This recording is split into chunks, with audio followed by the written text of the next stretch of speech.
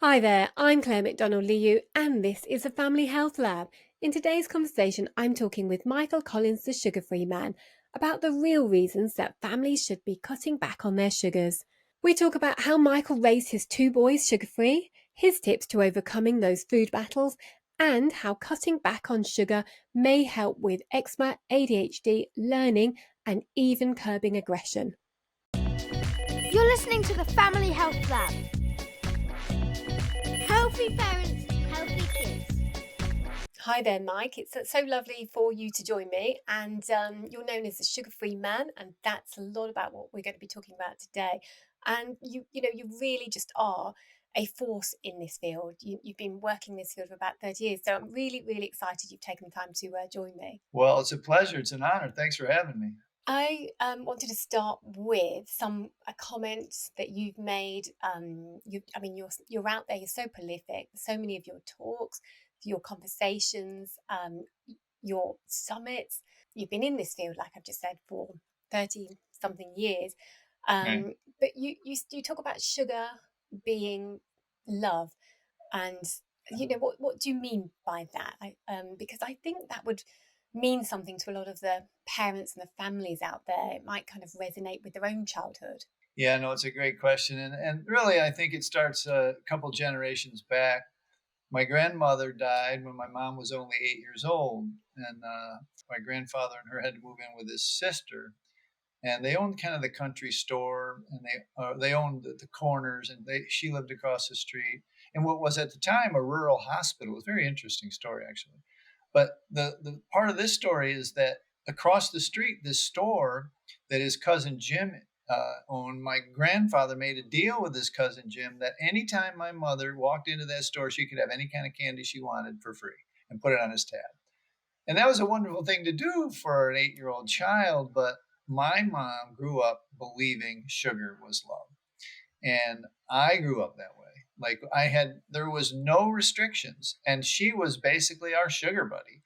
And the stuff that she made for us, and that we had complete and unfettered access to the sugar bowl. Like we could put, like, no exaggeration, on our cornflakes or whatever, as much sugar as we wanted. She never said, "Oh, too much sugar, don't eat some." We were scraping off half an inch with the milk at the bottom, and eating spoonfuls of sugar and milk at the end. Butter, sugar and butter sandwiches, and Kool-Aid we made with not one, not two, but 3 cups of sugar instead of just the Ooh. 1 cup. And Mhm. so it was like nobody cared. I mean, and then the candy on top of that, and soda and everything like that. So we just kind of grew up that way. And that, I think, is well, a lot of people grow up baking, giving cookies, baking cakes, and as gifts and these kinds of things.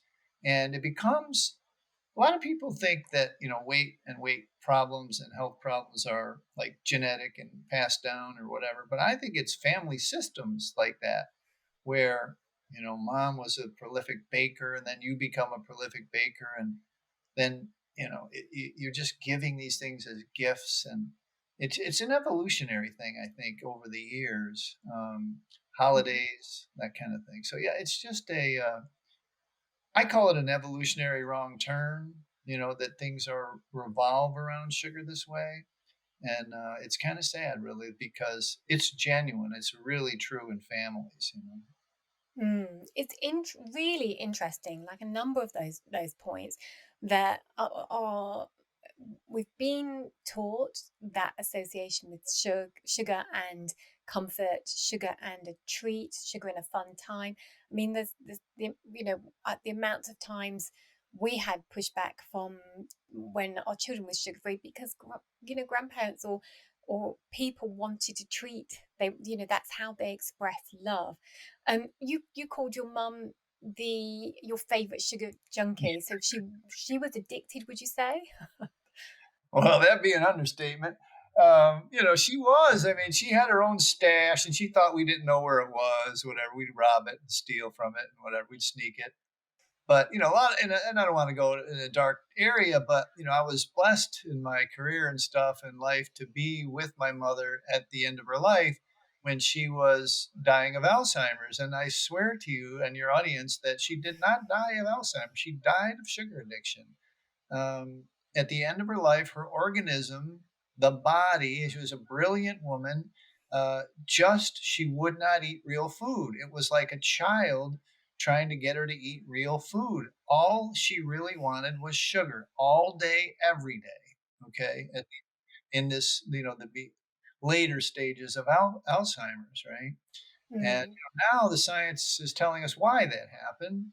But yeah, I mean, she definitely was my favorite sugar junkie. And it's and at that time too, you could see, one on one, that her mood would elevate, her cognition would elevate, her ability to speak and articulate and remember would elevate. It was like she was being drugged. That first one in the morning, that first whatever sticky bun or whatever, she would wake up groggy, and then all of a sudden she would have a couple of whatever donuts or what have you, and then it was just this raise, right? And then the crash. You could literally watch it, and if you're Mhm. careful, you can watch it in your children as well. But it's very easy to spot when you know what you're looking for.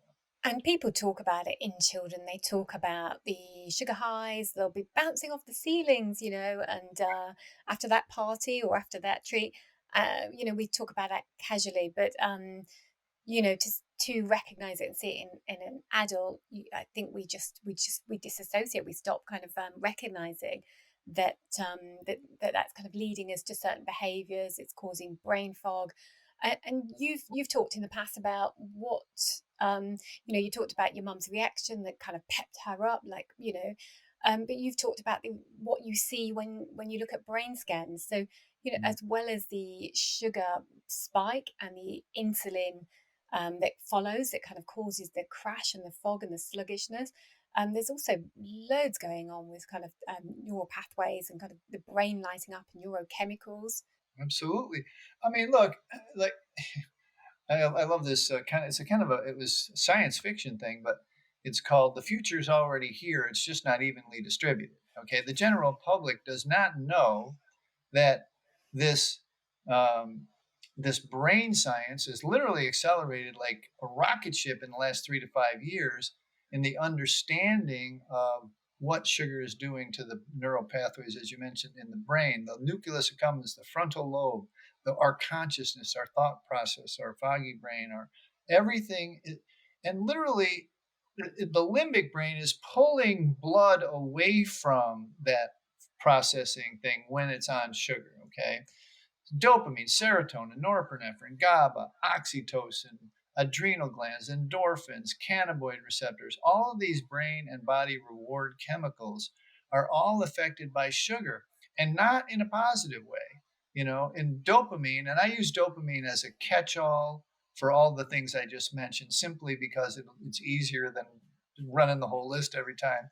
And people know what dopamine is, but dopamine's receptors are down regulated, they're thinned out. You have less of them. And you're grooving, literally, you have over however many years you are of age, likely, because it probably started in the womb.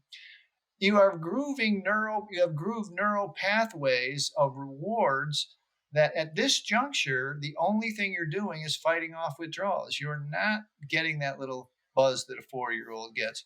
You're getting just back to normal, just back to Mhm. even. So you don't go through withdrawals. Okay.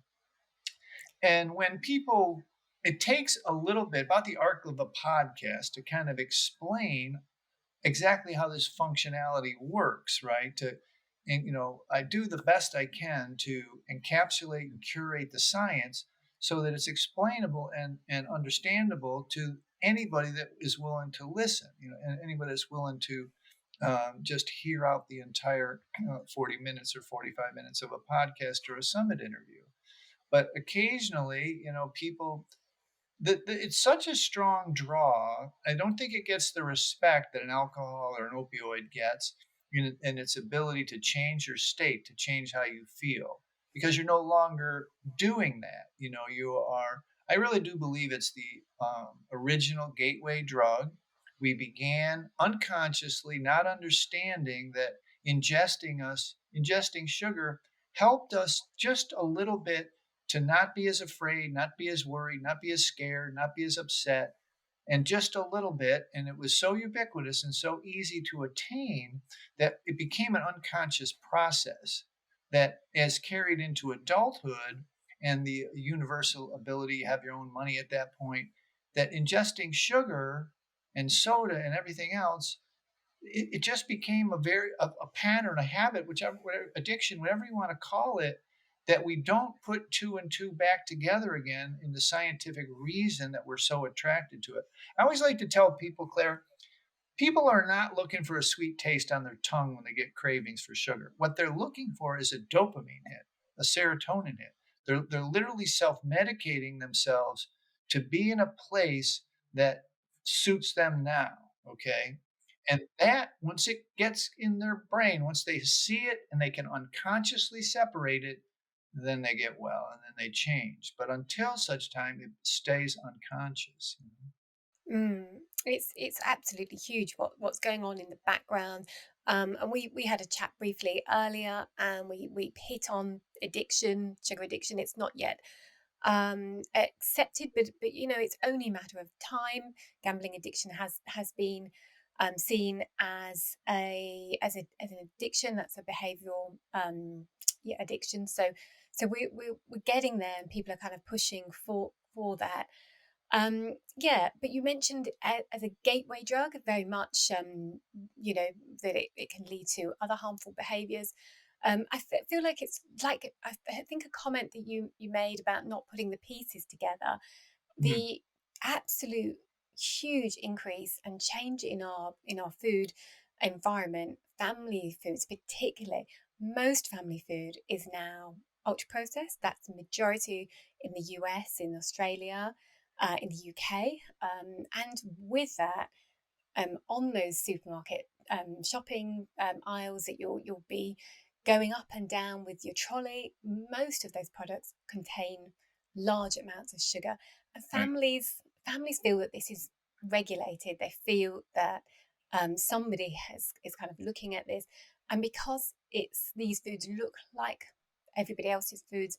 I mean, breakfast cereals were introduced, quite a few decades ago, but that they've become worse and worse and worse, more sugary. They're having huge amount of dessert for breakfast, children and families, or they're having a sweet spread and a sweet drink before they go to school in the morning. They've already blown their sugar limit, and we're not. I think the thing that we're not connecting, as well as how much sugar is in normal family foods, but it's also what that's doing. I think people think about obesity and weight gain and tooth decay, but that's not all we're talking about, is it? We're talking about all of those additional problems that are linked to sugar, and an excessive sugar on a daily basis, day in, day out, for years and for your whole life.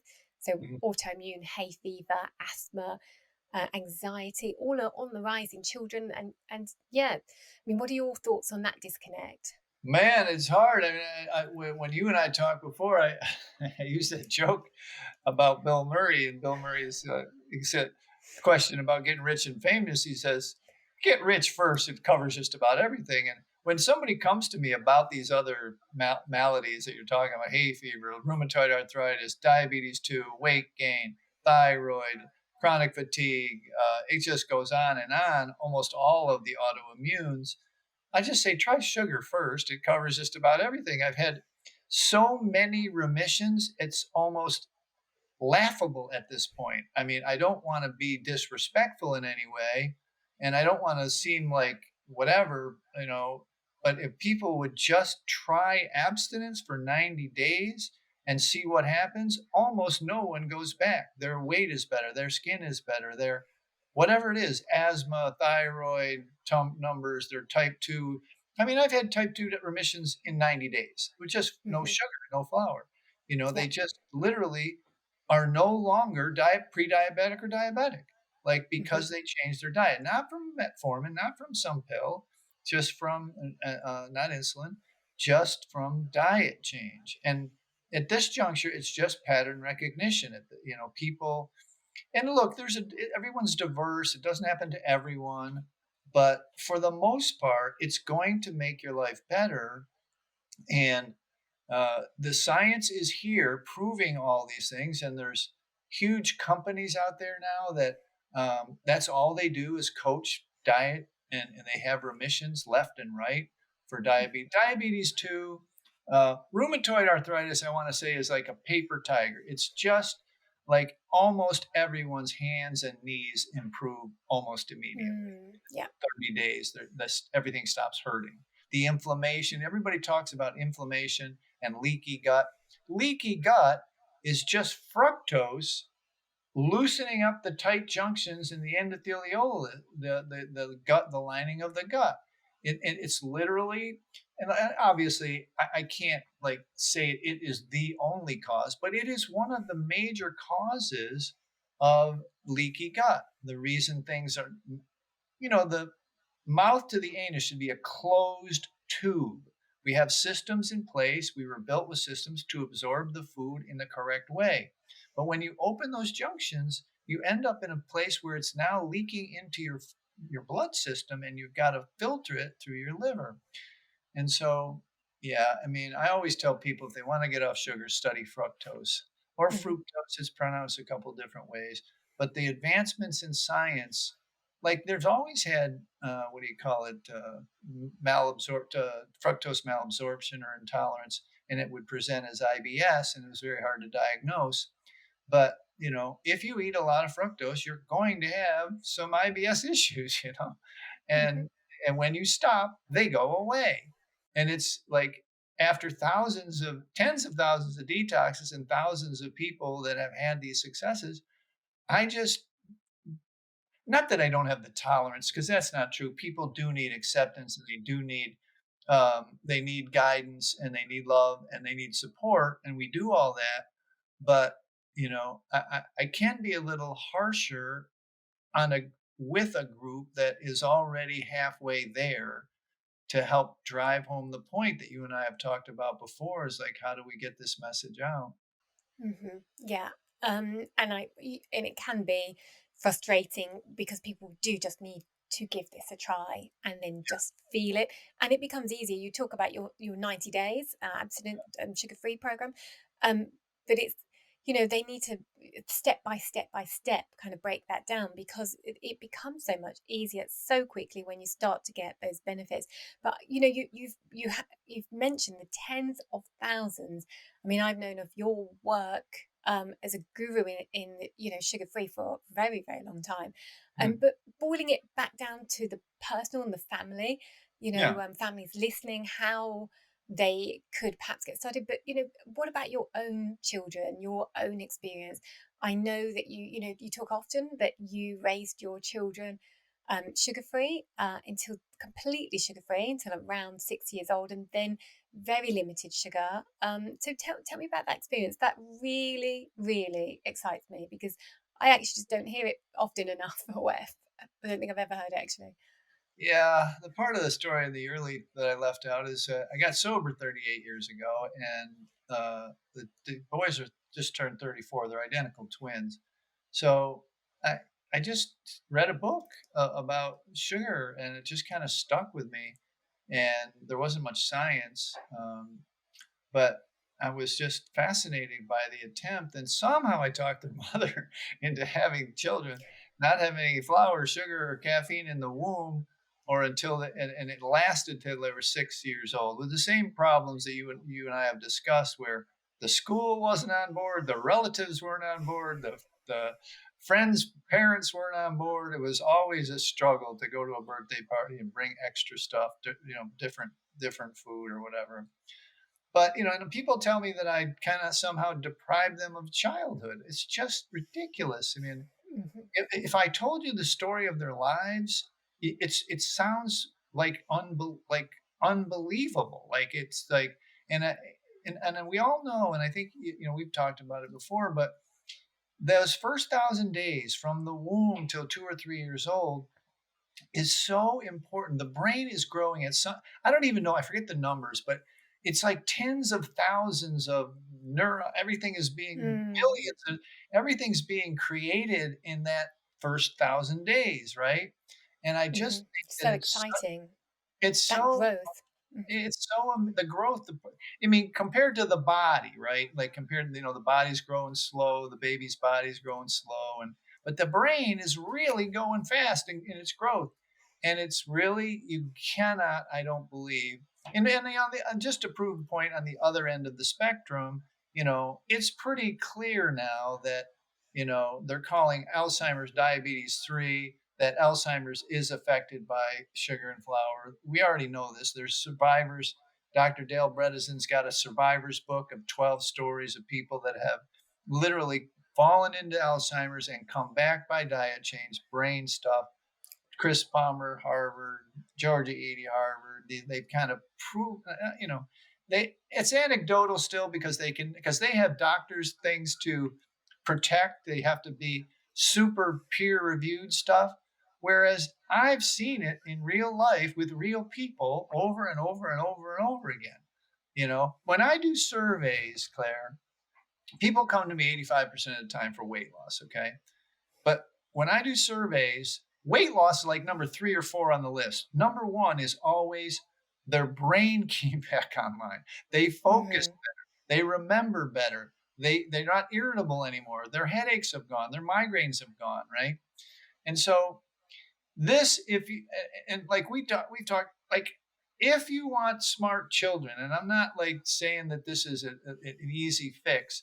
If you want brain development in children, then you've got to keep that sugar.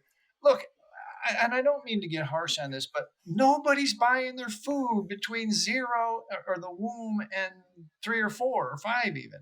Like you're responsible. They're not acquiring any taste.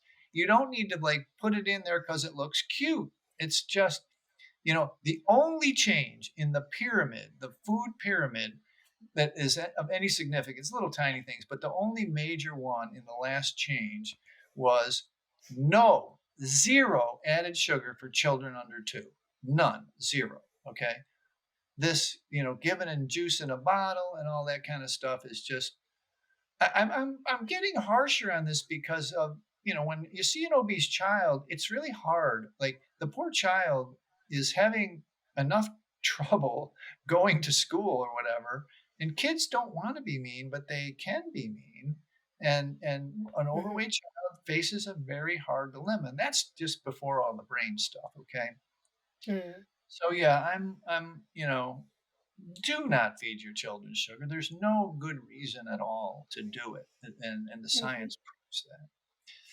And yeah, and what you said about the baby brain, I just love that. I mean, I just love the fact that the baby's brain doubles in size in the first year, and it's using 50% of the energy for the whole body goes to that baby's brain.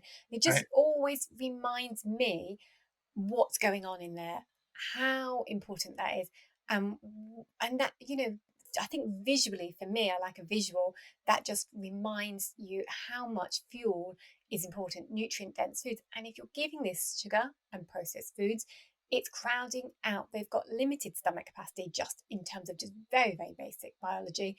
So you give them those sugary treats or even the food that you're picking up from the supermarket that is branded as healthy potentially or normal family food staples, but even down to the toddler foods in the pouches branded as organic and healthy and balanced and full of XYZ for your child. It's sometimes really difficult for parents to navigate this space because they're being duped and the marketing tactics are horrendous. But yeah, they're giving children often the wrong thing, not on purpose, and not for a treat or reward because it's a staple. But yeah, the link to children doing better and that their brain working better, being smarter. I mean, we've just got so much information on that. The attainment, the memory, better behaviour, better able to learn in class, down to even mood regulation, emotional regulation, and even aggression later in life. We've got studies, a Mauritius study that really shows that children who are not given good quality nutritious food, they have deficiencies or had deficiencies in this particular study. They were found to be more aggressive, more violent in later life. So it's really big stuff. It's linked to a lot. So back to your children, what are the strategies that we could copy and pick your brains? What tips have you got or tricks? Well, just know that it's not going to be easy at the beginning. Like, you're just going to get pushback from your family, the grandparents, the kids, the friends' parents, the schools. We were lucky to go to a Montessori school, and they kind of they were at least accommodating at some level. But even there, they didn't like it. They didn't like the extra work or whatever. That they had to keep an eye on them. But I think the main thing is there's two break points, I think, and that is under 5 and over 5 or 7. You know what I mean? Under 5, there's absolutely no reason at all for children to have sugar. They will not miss anything. They're not missing anything because they don't even know what it is. Like, but in the blast of dopamine that they get, literally an entire day's worth of dopamine in 10 minutes, or one candy, is affecting the way their brain develops. Okay. Now, when you get over 5 or 7 or something, and they've had exposure to it, first thing, no guilt. The worst thing that people always tell me about, I ruined my children. I'm like, that's ridiculous. You know better now. You do better now. That's how you do it. So please don't worry about that part of it. Just start. And under like 10 or 11, you can do well as if you talk to them like adults and you tell them why. And this is a big one: put your own oxygen mask on first. You cannot do this and say, and you be sneaking it, because they will know. I knew about my mom. Like, you will know. They will know where your stash is. They will know that you're eating it when they go to bed. They will know. Whether you think you're the best hider in the world, it isn't going to happen. They will know. So you've got to do this yourself, and then they will follow. And like I said, under 10 or 11, they seem to be okay. They can have an educated discussion. You get them off the sugar for 20 or 30 days, they go to a birthday party, their stomach will hurt. And then you talk about the stomach hurting, okay? And they say, that's too much sugar, blah, blah, blah. And we don't have sugar in the home. You can have a little bit when you go out. That's what happened to us when they were 6. We're at a roller skating rink birthday party, and I knew what was going to happen. We had their snacks. It came out, but there was loud music, and we couldn't really get there and talk. And they just, both of them, looking up and saying, "Dad," they didn't have to talk. They just, "Can we have it this time?" And we broke down, and then we changed the rule to only at the outside birthday parties. But they got the stomach ache. They were like, if they ate too much, they would be ill. And I tell the story, if you don't believe me, you might be experiencing it. So that night, my mother used to tell me, "Mike, you're a perfect angel." And I say, "Mom," like all mothers say that, right? And like, no, honest to God, when you would go to bed, your hair would be wet, and your pillow would be a wet halo around your head where you were sleeping, and your pajama top would be wet. Well, the first time in their life, at 6 years old, after that first birthday party, I went in. Guess what I saw? The sweaty, wet head and the halo around on the pillow. They were in sugar withdrawals that evening from that party. And if this is happening to your kids now, that's what's happening. You know what I mean? It's not that they're hot and you need to take the blanket off or turn the air down. That is a sugar withdrawal symptom, and it happens regularly because one day they won't have a lot, and then one day they'll have a lot, or won't have a lot, and then they have a lot, and so that one day they'll sweat. They'll be kind of in partial withdrawals. So there's a lot of telltale tricks. It's mostly social, to be honest with you, and internal resolve that this is worth it.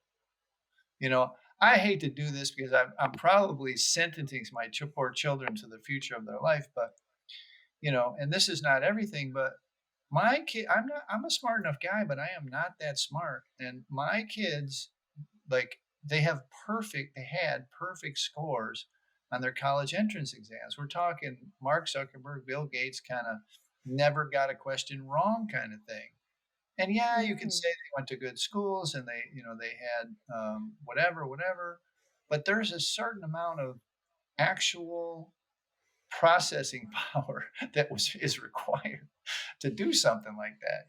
Mine were closer to average, and so was their mothers. And so, yeah, I mean, it's a real thing. It's a real thing if you Mhm. want to, give your kids the best start in life. So, Absolutely. I find that really fascinating. Uh, you know, because I still think, I've said this before, that we think of sugar as a problem with tooth decay and overweight. We are not linking it to those autoimmune conditions that I mentioned, but right. we're not linking it to intelligence and memory and being able to concentrate. Although the literature is really, really quite clear, There is and there quite a was, bit of yeah, peer-reviewed literature, like, yeah, systematic grassroots reviews, yeah. literature.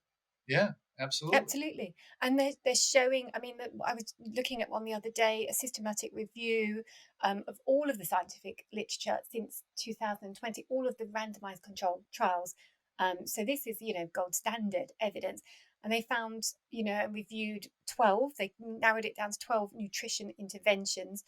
And found that children who are malnourished do better cognitively. Their attainment, their learning, their memories improve marked. It's registered.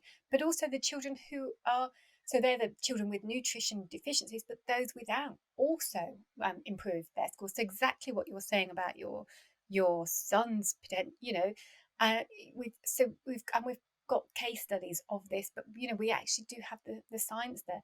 And we were talking earlier, and we were talking around autism, but you mentioned ADHD. I mean, what are your thoughts on sugar relating to ADHD? Again, this is a controversial statement, I guess. I believe ADHD is sugar addiction. I believe it's you know, eh, because the withdrawals, the attempt to self-medicate through caffeine, but then onward to Adderall and such, where they're trying to get the kids to sit down and focus or whatever.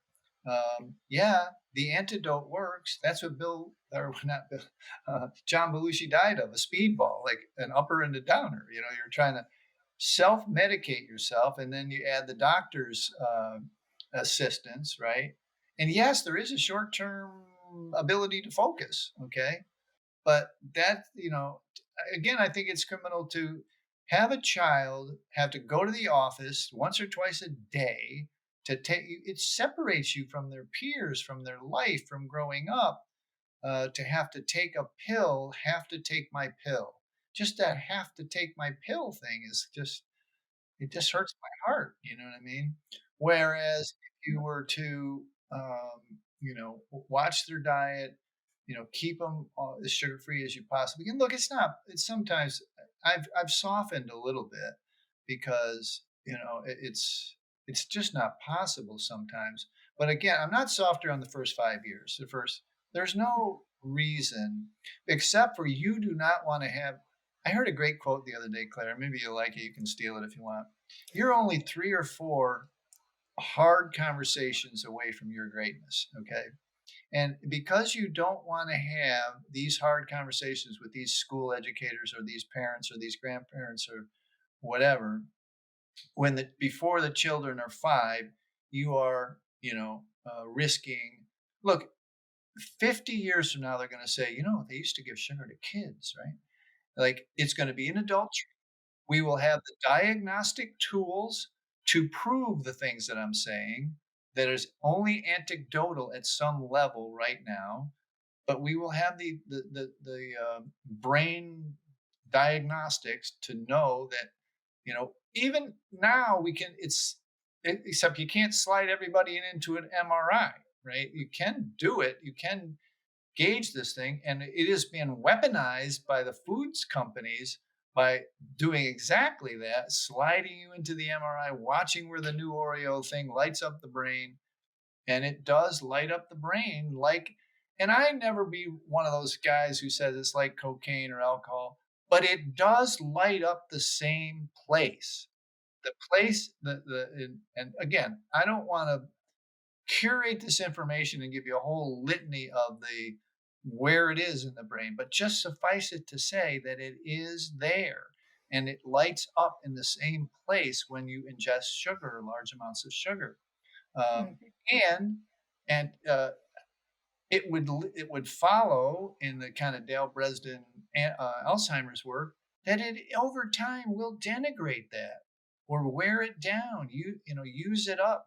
We know for a fact that dopamine receptors are downregulated, thinned out. You have less of them. You have less of the things that make you feel calm and peaceful. And so yeah, it's a tough one. Look, societally mostly, but for your own family, don't fall prey to the advertisers and the other families and the school system and the athletic system where all of the rewards are sugar.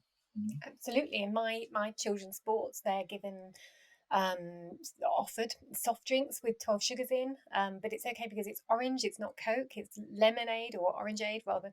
And then yeah, the sausage sizzle they have over here a lot, and that with the sugary sauce, ultra processed sausage, and they're just given that as a reward for doing sport, and lollies after a netball game or a basketball game. Right. So yeah, we have to have tactics. Families have to, you know, watch those kind of your side swipe for these.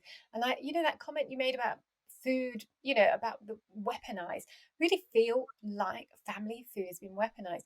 So you put a lot of information out there, a lot of resources. You're highly motivated, because of your own personal story with your mum, and also what you've achieved with your children, which is amazing.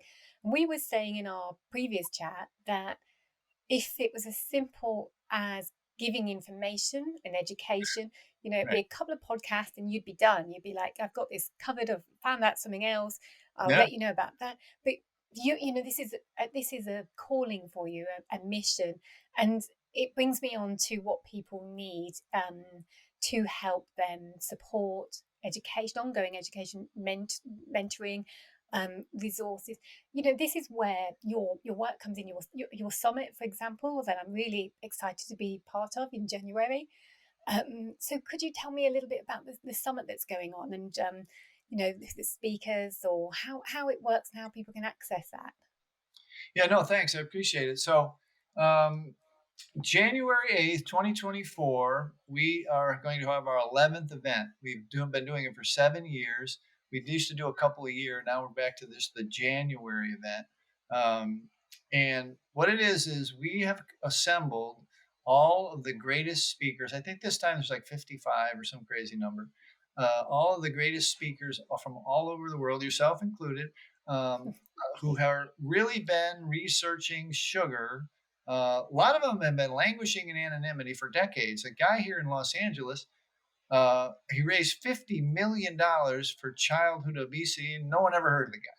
And then there's all Wow. kinds of Robert Lustig, Dale Bresden, Austin Perlmutter. It just goes on and on. Some of the people we've got a couple they're pretty famous that we haven't got them in yet and done, but there's some really famous folks, and all of the addiction experts, Bitten Johnson, Joan Iflin, all of those folks are there.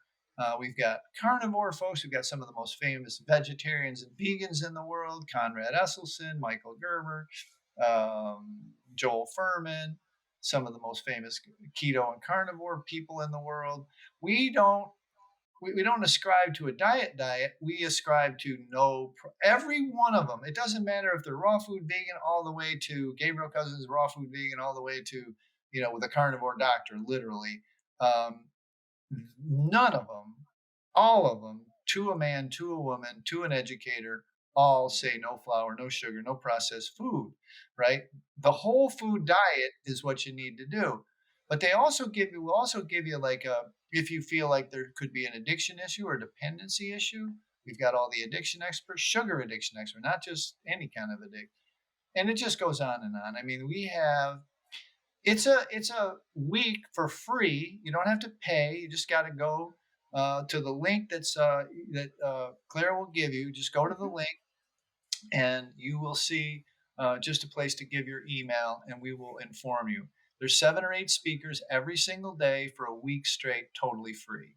It's kind of our way of giving back, our way of getting the information out. So please check it out. Go through the link that Claire gives you on the show notes, and you'll get it. She's got a she's a speaker, so she could get some free tickets out. So just go there. Yeah, and it's I think it's really important to get this information out. You've helped tens of thousands of people, and people have a wide. They come from different situations, different things that speak to them, different problems and different obstacles, and we need a community. Like this is just not just simply educational, though that's a part of it. Learning motivates us, and but that everybody's going to be giving tips and strategies, and there, there's resources and giveaways as well. So I'm Right. excited. I will be putting the link in the show notes, and that's yeah, linking directly to that. They can jump on and access. So yeah, thank you really very much for putting it all together. This is one of a number that you've been doing over the years. There was the one for children and sugar free. That was So I really excited to hear about that, and I'm really excited for the next one that comes out as well. And I'd encourage people to really share this with their friends if you're interested and it's something that speaks to you.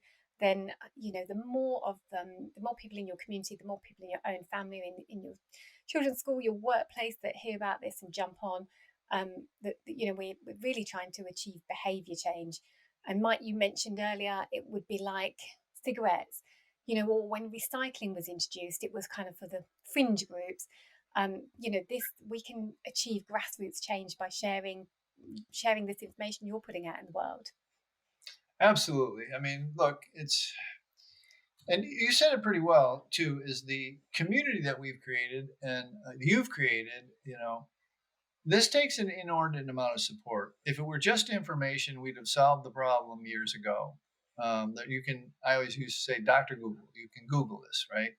You can get a lot of information. But the way to actually make this work, whether it's if you're a parent wanting to raise less sugar-free kids, or if you're an adult who's struggling a little bit, is to get some coaching, call Claire, call myself, whatever, but try and get into a group of people, because you're going to be the odd person out right now. Okay, in society, the science has far surpassed the public's knowledge of information of what's actually happening scientifically. It's just exploded. It's been such a pleasure in the last 5 years to literally be the curator of the rapid fire studies, surveys, and information coming out of these labs from all over the world, that it's just been an honor. Like literally, these people are working their tails off to get this information to you, so that you can understand what it's not the sweet taste. It really, one of the, I ask for sound bites a little, Claire. So I say, I'll leave you with this one. Dr. Robert Lustig is most likely the most famous of this group. About 12 years ago now, he had a boring college lecture on sugar and fructose, and it went viral really quickly to 1 million. Now it's at 24 million. Okay. And he's written 3 books on this, right? He's kind of one of the headlines. And he says, Michael, sugar is poison. And I'm like, Dr. Lustig, can you repeat that? Michael, sugar is poison. And it is, it's a neurochemical. It's a cruel joke the universe played that made it sweet tasting on your mouth. But science now has proven that if this is of interest to you, check that link at the bottom with Claire and head over there, please. Thank you. I'll let you go, but I really appreciate your time today, having this conversation, finding out more about what drives you, because 3 decades of hard work and dedication and supporting tens of thousands of people, you are definitely a leader in this space, and I'm really excited to join the I Quit Sugar Summit. So I'll see you there. Thank you, and I'm really happy to have you on board too. This is going to be great. we're going to have to figure out something to do with the Kids Summit with you, and we'll figure something out. But this is, this is amazing. So watch Claire on the event, and watch your email from her. She'll tell you what day she's going to speak and everything. All right, gang, you take care. Thank you, Mike. Thanks. Thank you for watching. If you like this video, please make sure to subscribe. This really helps us to be able to create more content.